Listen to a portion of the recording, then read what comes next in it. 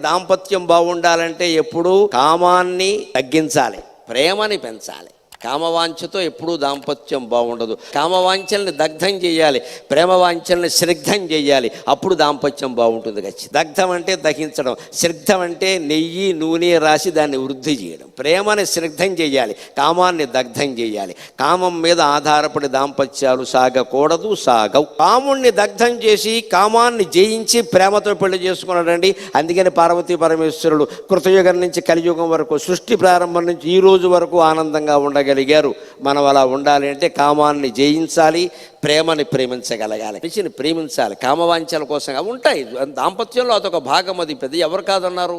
భార్య మీద ప్రేమతో, భర్త మీద ప్రేమతోనే వాళ్ళు దాంపత్యం సాగిస్తే దాని సంతాన యజ్ఞం అన్నారు. దాన్ని తప్పని ఎవరు అనలేదు. మన హిందూ ధర్మంలో కామవాంఛని అరిషడ్ వర్గాల్లో చేర్చారు, పురుషార్థాల్లో చేర్చారు. ఎందుకంటే మంచిదైతే మంచిది, చెడ్డదైతే చెడ్డది, రెండిట్లో ఉంటుంది.